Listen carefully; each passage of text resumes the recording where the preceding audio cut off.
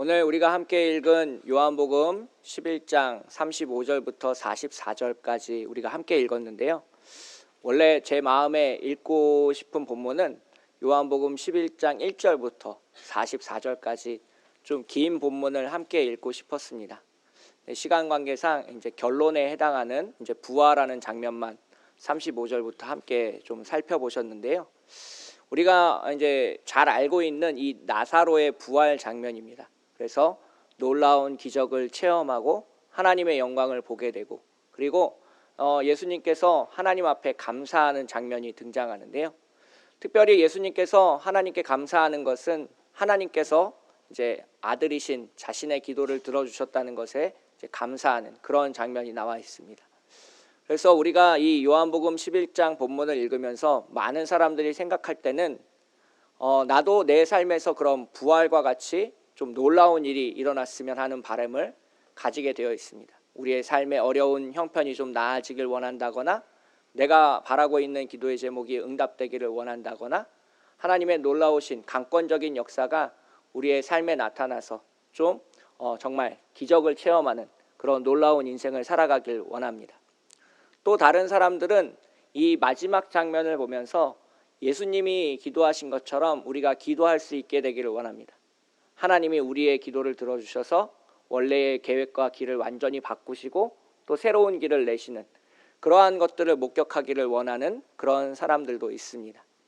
그래서 오늘 본문을 보면 많은 사람들이 결과에 치중하는 것을 볼 수 있습니다. 기적이 일어났다, 나사로가 부활했다, 또 예수님이 감사 기도를 드렸다라는 어떤 결과에만 치중할 수 있는데, 그 결과가 일어나기까지 어떤 과정이 있었고 어떤 신앙 고백이 있었고 어떤 행동들이 있었는지 저하고 함께 좀 살펴보기를 원합니다. 오늘 본문 가운데서는 예수님께서 금방 그 아픈 환자를 향해서 달려가지 않는 장면을 볼 수가 있습니다. 요한복음 11장 3절을 보시면, 이에 그 누이들이 예수께 사람을 보내어 이르되 주여 보시옵소서, 사랑하시는 자가 병들었나이다 라고 이제 소식을 전하는 장면이 있습니다. 오늘날로 얘기하면 그런 겁니다. 지금 우리 오빠가 중환자실에 입원해 있으니까 예수님이 오셔서 빨리 기도해 주세요. 예수님이 오셔서 기도해 주시면 우리 오라버니가 나을 것 같으니까 이 소식을 전하는 대로 빨리빨리 오셔서 우리 오빠를 위해서 기도해 주시면 좋겠습니다 라는 소식을 이제 3절에 전하게 됩니다. 보통 이렇게 그런 소식을 들으면 자기가 하던 모든 일을 멈추고 달려가게 되어 있습니다. 이제 목회자로 살아가다 보면 그런 긴급한 기도 요청이 있으면 모든 일을 제쳐두고 이렇게 가서 중보기도를 해드리고 이제 안수기도를 해드리는 그런 경우가 꽤 많은데요. 희한하게 예수님은 자기가 잘 알고 있던 친구였던 나사로였고, 또 마르다와 마리아와의 가정과 아주 오랜 기간 교분을 가졌음에도 불구하고 서둘러서 그 환자의 집으로 가지 않는 장면을 우리가 목격할 수 있습니다. 그래서 6절을 보시면, 나사로가 병들었다 함을 들으시고 그 계시던 곳에 이틀을 더 유하시고 라는 장면이 등장합니다. 아픈 환자가 있다는 소식을 들었는데 예수님께서 이틀이나 더 딴짓을 하고 계시는 장면을 우리는 보게 됩니다. 그래서 급하게 움직이시지 않으시고 시간을 어쩌면 흘려보내는 그러한 예수님의 모습을 보게 되는데요. 그리고 나서 이제 환자가 있는 이 베다니에 도착하셨을 때는 이미 나사로가 죽어 있음을 알 수 있습니다. 그래서 17절을 보시면, 예수께서 와서 보시니 나사로가 무덤에 있은지 이미 나흘이라는 시간이 지났다는 것을 알 수 있습니다. 이 성경 본문에서 나흘이라는 시간은 완전한 죽음의 시간을 의미합니다. 우리가 보통 이제 3일장이나 5일장을 치르게 되는데요. 옛날에 의술이 발달하지 않았을 때는 시체를 한 3일 정도 둬서 다시 깨어나는 경우가 간혹 있었습니다. 뭐 이렇게 급하게 체했다거나 혹은 이런 경우가 있어서 하루 이틀 만에 이렇게 그 죽어 있는 자가 깨어나는 경우가 간혹 있었기 때문에 장례를 치르는 동안에는 혹시 깨어나지 않을까 하는 기대감을 가지고 이제 지냈던 것이 보통이었었는데요. 이 나흘이라는 시간은 뇌와 심장이 완전히 죽는 그런 시간을 이제 의미적으로 가지고 있습니다. 그래서 인간적인 의술로는, 인간적인 방법으로는 도저히 회복시킬 수 없는 상태가 이 나흘이라는 시간 안에 포함되어 있습니다. 그래서 조금 일찍 오셨으면 예수님께서 그 병자를 고치실 수 있었을 텐데 고치지 못했습니다. 많은 사람들이 이 지점에서 이제 우리가 예수님을 원망하는 사람들의 모습을 쉽게 생각해 볼 수 있습니다. 조금만 일찍 오셨으면 예수님으로 인해서 병자가 나을 수 있었고, 하나님이 우리에게 조금 더 일찍 개입하셨더라면 더 많은 문제들이 쉽게 해결될 수 있을 것이라고 우리가 생각하게 됩니다. 그래서 오늘 본문 20절을 보시면 그렇게 실망한 사람들의 모습을 살펴볼 수 있는데요. 오늘 본문 요한복음 11장 20절을 보시면 마르다는 예수께서 오신다는 말을 듣고 곧 나가 맞이하되 마리아는 집에 앉았더라 라고 되어 있습니다. 자기가 사랑하고 있는, 자기가 존경하는 예수님이 오신다고는 소식을 들었음에도 불구하고 마리아는 자기 집에 가만히 앉아서 슬픔을 묵상하고 있는 것을 볼 수 있는데요. 지금 이 현재 마리아가 얼마나 상심이 큰지를 우리가 알 수 있습니다. 주님께서 좀 일찍 오셔서 힘들게 병마와 싸우고 있는 그 우리 오빠를 고쳐주셨더라면 살아날 수 있었을 텐데 라는 마음가짐 때문에 예수님한테 선뜻 나아가지 못하는 마리아의 마음을 쉽게 상상해 볼 수 있습니다. 예수님이 생각보다 늦게 도착하셨고 그 사이에 오빠가 죽었습니다. 그래서 37절을 보시면 당시에 그 예수님 주변에 있는 사람들이 어떤 생각을 가지고 있었는지를 알 수 있는데요. 37절을 보면 이렇게 기록하고 있습니다. 그중 어떤 이는 말하되 맹인의 눈을 뜨게 한 이 사람이 그 사람은 죽지 않게 할 수 없었더냐 하더라 라고 말하고 있습니다.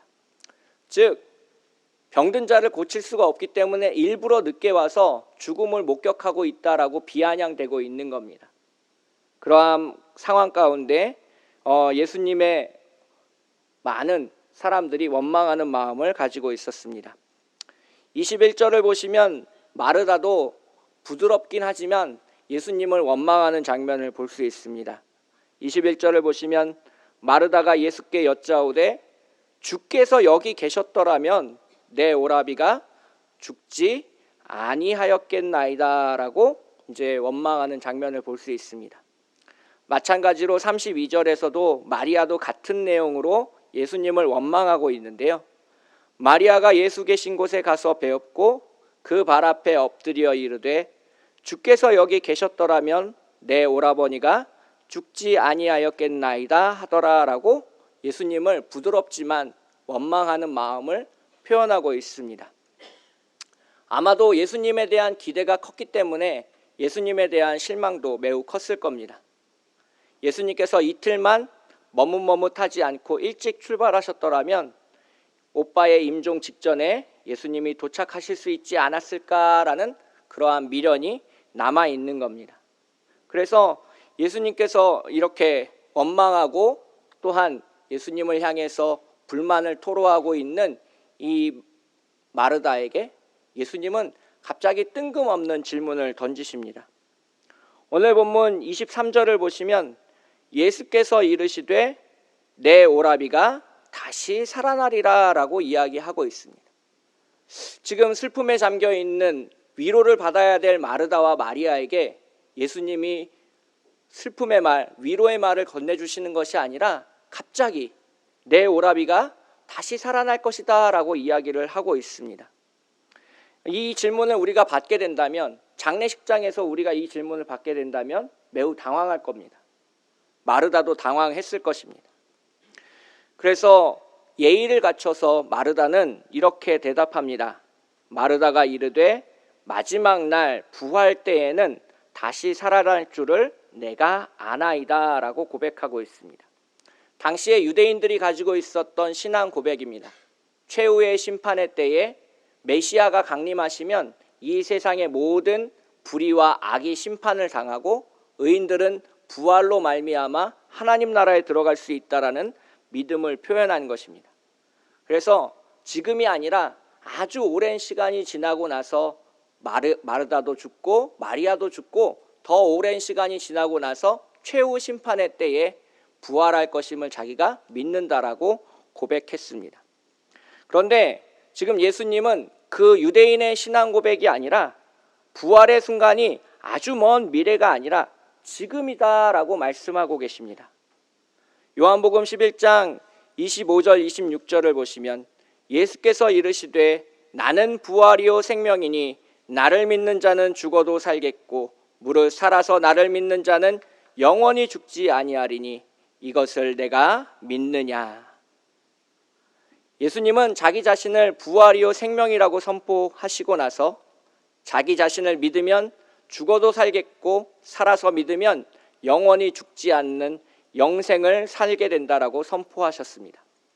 그리고 나서 예수님은 마르다에게 이것을 내가 믿느냐라고 물어보셨습니다. 예수님이 나사로를 부활시키기 전에 가장 먼저 한 행동은 우리의 신앙 고백을 다시 한번 점검해 보신 것이었습니다. 예수님이 요구하신 것은 마르다의 신앙 고백이었습니다. 그 마르다의 신앙 고백은 오늘 본문 27절에 표시되어 있는데요. 요한복음 11장 27절의 말씀을 함께 읽도록 하겠습니다. 시작.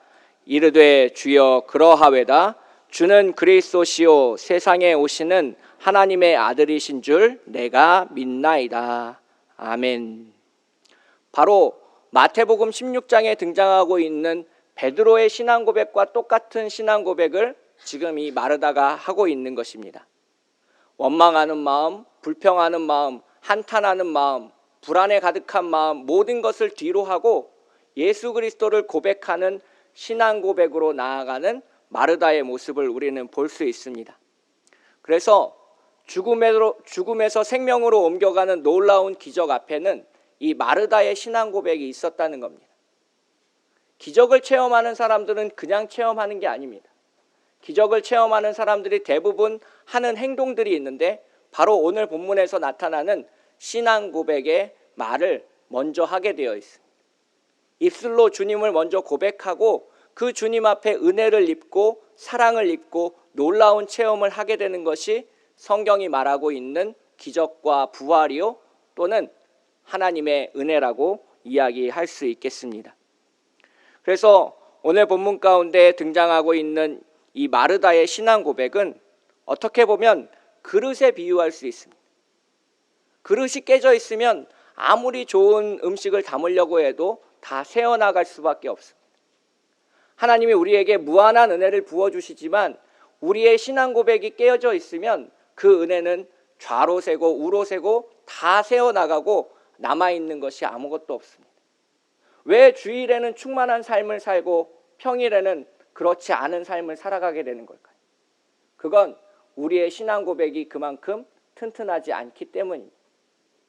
마르다의 신앙 고백처럼 온전한 신앙 고백이 아니기에 주일날 받은 혹은 성경 말씀을 읽으면서 받은 기도를 통해서 받은 그 은혜가 어느 날 다 사라지고 우리에게 남는 것이 없는 겁니다. 우리가 하나님의 은혜를 오래 간직하고 싶다면 튼튼하고 건강한 신앙 고백을 해야 될 줄 믿습니다. 그 신앙 고백이 우리를 은혜 가운데 살게 하고 은혜 중에 경험케 하고 하나님의 부흥을 체험케 한다는 것을 오늘 본문은 이야기하고 있습니다. 그리고 그 건강한 신앙 고백의 첫머리는 예수님으로 시작해야 됩니다. 내가 믿는 믿음, 내가 바라는 소망, 내가 꿈꾸는 미래가 아니라 예수 그리스도로 시작하는 신앙 고백이 건강한 신앙 고백이라는 겁니다. 시편 23편에서 다윗은 하나님 앞에 이렇게 신앙 고백하고 있습니다. 여호와는 나의 목자시니 내게 부족함이 없으리로다. 이것이 진짜 신앙 고백입니다. 이것이 진짜 믿는 사람들의 탄성으로 나오는 고백이고 주님의 은혜를 맛보는 사람들의 이야기고 하나님의 놀라우신 은혜를 체험한 사람들의 자기 고백입니다. 나로 시작하지 않고 하나님으로 시작하는 신앙 고백이 건강한 신앙 고백이고 부흥을 경험하는 신앙 고백이고 사랑의 신앙 고백이라고 하겠습니다. 하체가 부실한 운동선수가 좋은 성적을 낼 수는 없습니다. 튼튼하지 않은 건물이 오래 서 있을 수 없습니다. 마찬가지로 우리의 신앙 고백이 건강하지 않다면 우리는 하나님을 오랫동안 은혜로 맛볼 수 없다는 것입니다. 그래서 오늘 이 시간 이 마르다의 신앙 고백이 비추어서 우리의 신앙 고백을 한번 점검해 보시기를 축복하겠습니다. 하나님이 도와주셨더라면 내 사업이 더 잘 될 수 있었을 텐데, 하나님이 은혜를 베풀어 주셨다면 우리의 자녀가 더 좋은 학교에 갈 수 있었을 텐데 라고 우리가 원망하고 불평하고 탄식하고 있는 것은 아닐까요? 우리에게 부족한 것을 탓하며 하나님을 원망하는 그런 신앙 고백 위에 하나님의 은혜가 더해질 수는 없습니다. 은혜는 튼튼하고 건강한 신앙 고백 위에 세워진다는 사실을 꼭 기억하시길 부탁드리겠습니다. 우리가 기적을 경험하기 위해서, 부흥을 체험하기 위해서, 또 하나님의 놀라우신 은혜를 목격하기 위해서 해야 할 일이 또 있습니다. 그것은 바로 믿음을 행동으로 옮기는 일입니다. 저는 이것을 기적에 참여하는 행동이라고 부르고 싶습니다. 39절을 보시면 예수님은 무덤 앞에 서서 이렇게 말씀하십니다. 돌을 옮겨 놓으라.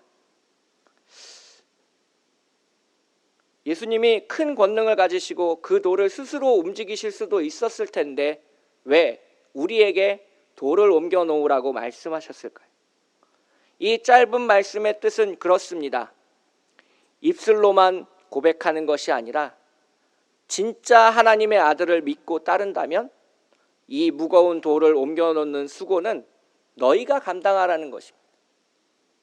부활을 믿는다면 돌을 옮겨 놓는 그 헌신과 사랑은 너희의 몫이다라고 지금 예수님이 말씀하고 계시는 겁니다.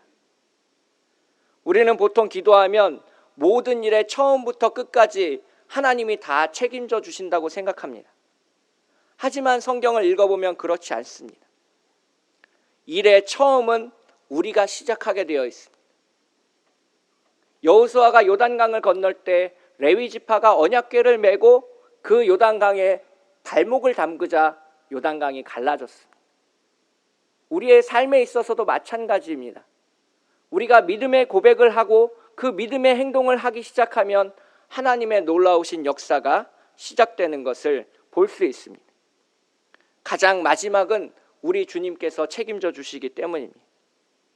오병이어의 기적을 살펴보면 예수님은 너희가 가지고 있는 것을 가져오라고 명령하십니다. 제자들은 우리에게 있는 것은 떡 5개와 물고기 2마리 뿐이라고 고백합니다. 그러자 예수님은 그것을 내게로 가져오라고 말씀하십니다. 그리고 그렇게 부족한 떡 5개와 물고기 2마리를 가지고 5,000명이 훨씬 넘는 사람들을 먹고 마시게 하는 기적을 보여주십니다. 오병이어의 놀라운 기적에 앞서서 믿음으로 자신이 먹을 수 있는 것을 예수님 앞에 내어놓았던 사랑의 헌신이 있었다는 것을 기억하시길 부탁드리겠습니다. 나사로의 부활, 죽은 자의 부활은 분명히 예수님이 하시는 일입니다. 하지만 그 예수님의 일에 앞서서 우리의 몫도 있다는 겁니다.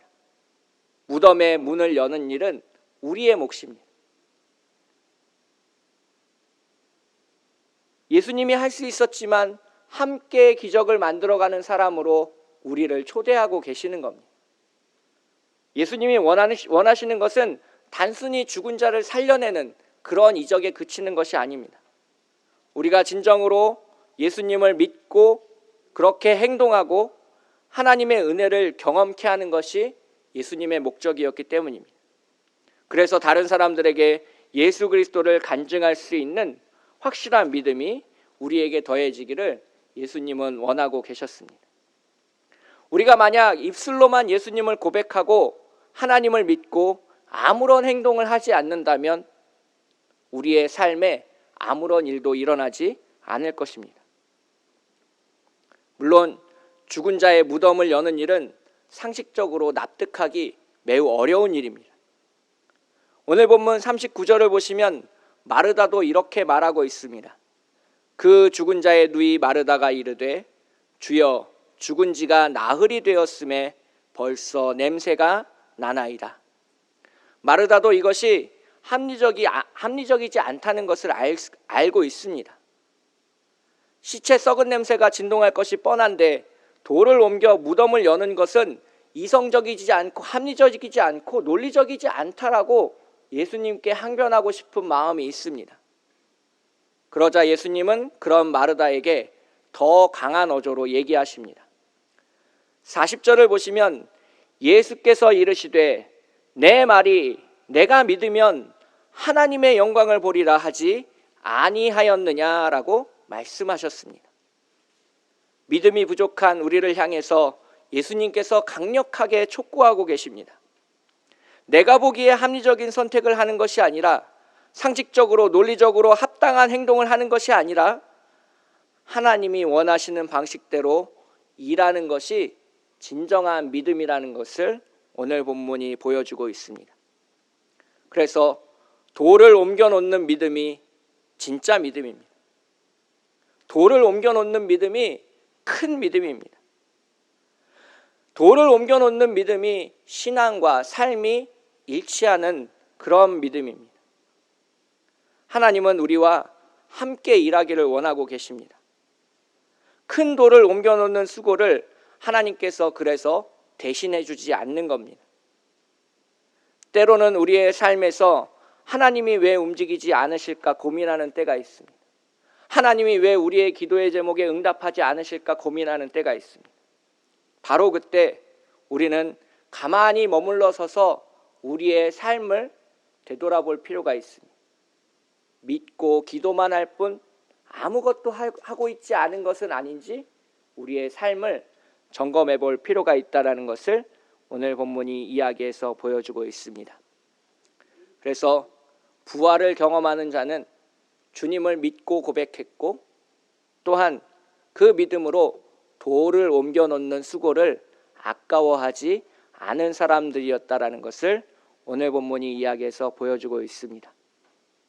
열왕기상 17장에 보면 굶어 죽어가고 있는 과부가 등장합니다. 그 과부 앞에 엘리야가 찾아가 물 한 잔을 요청하고 또한 떡 하나를 요구하게 됩니다. 이제 가뭄으로 인해서 먹을 것이 없어 이 마지막 떡을 먹고 나와 내 자녀가 죽을 것이라고 말했던 그 여인 앞에 엘리야가 그렇게 얘기합니다. 먼저 떡을 만들어서 나에게 가져오고 그 다음에 너희 가족을 위해서 떡을 만들라라고 이야기하고 있습니다. 처음에는 그 본문이 이해가 되지 않았습니다. 엘리야 주머니에서 돈을 꺼내서 그 가난한 사람들에게 베풀어야 된다라고 생각을 했습니다. 하나님의 종으로서 하나님이 나에게 베푸실 것을 기대하면서 그 사람들에게 먼저 베풀어야 된다라고 생각했습니다. 근데 그게 아니었습니다. 기적은 나 혼자 만들어가는 것이 아니라 함께 만들어가는 것이었습니다. 믿음으로 먼저 드리는 그 여인의 믿음 위에 하나님의 놀라우신 기적이 더하는 겁니다. 기름병이 마르지 않고 밀가루가 끊이지 않는 그 놀라운 기적은 그 여인의 신앙 고백 위에 그리고 믿음의 행동 위에 세워졌다는 것입니다. 오늘 우리는 힘든 교회 생활을 경험하고 있습니다. 한국 교회는 나날이 쇠퇴해 가고 있다라고 많은 사람들이 이야기하고 있습니다. 저는 그 가운데 주님이 오늘 말씀하신 부활을 놓고자 합니다. 우리가 믿음으로 고백하고 믿음의 한 발자국을 떼서 주님 앞에 나아갈 때 우리는 놀라운 일을 목격할 수 있습니다. 신앙은 가슴에서 시작해서 머리를 거쳐 손으로 표현되는 것입니다. 주님이 나를 구원해 주신 그 은혜의 감동에서 이 심장이 두근거리고 하나님을 찬양하게 되고 주님을 고백하게 됩니다. 그것이 머리로 옮겨가서 주님에 대한 말씀을 묵상하게 되고 주님이 성경에서 무엇을 이야기하셨는지 고민하게 되고 내가 어떻게 하면 그렇게 살아갈 수 있을까를 머리로 고민하게 됩니다. 많은 사람들이 여기서 머물러 있습니다. 이제 우리는 그 손을 움직여서 부족한 것을 우리 손으로 채워야 됩니다. 가만히 앉아서 보면 교회에 불만인 것들, 부족한 것들, 잘못된 것들이 많이 보입니다. 바리새인처럼 손가락질하고 싶은 욕구가 제 마음속에도 많이 생기고 있습니다. 그때 우리는 주님께 기도하면서 우리 손으로 그 부족한 것을 채우고 부족한 것을 섬기고 더 많은 주님의 은혜를 감당하는 돌을 옮겨놓는 사람이 되어야 됩니다. 오늘도 믿음으로 신앙 고백으로 주님 앞에 나아가시고 믿음으로 돌을 옮겨놓음으로 부활을 목격하는 참빛교회 교우들이 되시기를 축복하겠습니다. 함께 기도하겠습니다. 사랑의 하나님 아버지, 이 시간 기도하며 나아갑니다. 아버지의 은혜를 고백하며 오늘 우리가 살아가게 인도하여 주시옵시고 우리 마음속에 넘치는 하나님의 은혜가 우리의 손끝으로 표현되어 돌을 옮겨놓게 인도하여 주시옵소서. 썩은 냄새가 나는 그 무덤 앞에 뚜벅뚜벅 나아가 주님의 말씀 앞에 순종하는 사람이 되게 하시고 무겁고 힘들다고 불평하지 않고 하나님의 말씀에 순종하며 오늘을 살아가게 인도하여 주시옵소서. 주님이 우리에게 맡겨주신 이 참빛교회를 정성으로 섬기며 보좌하며 나아갈 수 있도록 주님 붙잡아 주시옵시고 하나님의 한량한 은혜 가운데 우리가 주님의 부활을 목격하듯이 이 참빛교회의 부흥을 목격하게 인도하여 주시옵소서. 거룩하고 아름다우신 우리를 사랑하시는 예수님의 이름으로 간절히 기도합니다.